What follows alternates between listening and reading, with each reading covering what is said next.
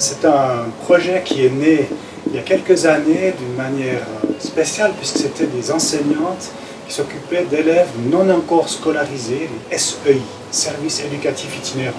Et ils nous ont dit « Ah, mais ces smartphones et puis ces tablettes tactiles, c'est peut-être quelque chose de très très bien pour des élèves qui ont des difficultés. » J'aimerais juste préciser une chose, ça n'est pas quelque chose de facile à mettre en place. C'est pas « Allez hop, prenez les iPads, jouez, faites ce que vous voulez avec ». Pour l'enseignant titulaire, c'est un gros job. Alors c'est la deuxième année que j'ai un projet one-to-one. Il a débuté il y a un peu plus de 2 ans. On a eu en prêt 2 tablettes qui ont été prêtées dans l'école. Et puis j'ai vu que c'était une ressource à exploiter. Et puis j'ai été emballé par cette ressource. Et puis j'ai déposé un projet pour avoir une tablette en élève. Je voulais pouvoir présenter une espèce de panel de différentes activités que je fais avec l'iPad. Là, je fais Comic Live. C'est une application où on peut faire une bande dessinée, on peut créer des choses avec Comic Live.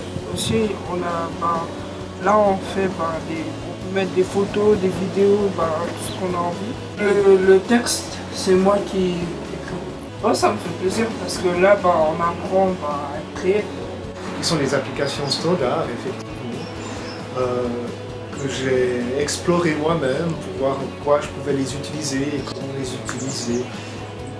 Certaines, mais il n'y en a pas qui sont spécialisées autant que tel. J'utilise les applications standards que j'essaie d'adapter à mes élèves. On y travaille. On fait nos dictées, nos vocabulaires, des fois des exercices de grammaire.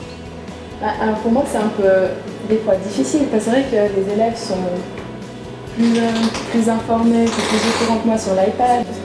Et puis des fois quand ils me demandent quelques informations, j'ai de la peine peut-être à leur répondre. Mais c'est vrai que j'apprends en même temps qu'eux en fait.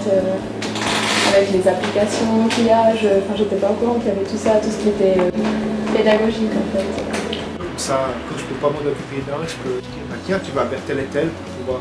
Lui, il a bien compris. Donc j'essaie de l'utiliser, pas seulement avec la tablette, mais ça peut être avec d'autres moyens. Je les utilise comme ressources ou comme coach auprès de leurs camarades. C'est un projet ici à Lausanne, un projet similaire avec des élèves à peu près du même âge à Vevey et avec des élèves plus petits à Aigle où d'autres activités sont mises en avant. Vraiment une chouette expérience. Il y a des jeux de réflexe, des jeux de réflexion, de stratégie qui peuvent très bien fonctionner. Et vous l'avez vu aussi dans la dernière activité, énormément de créativité.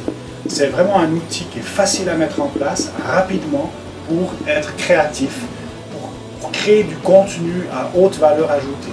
On y fait du français, on y fait de l'expression artistique, on va y faire de l'orthographe, etc. Et je pense que ça c'est vraiment une grande plus-value de ces outils portables.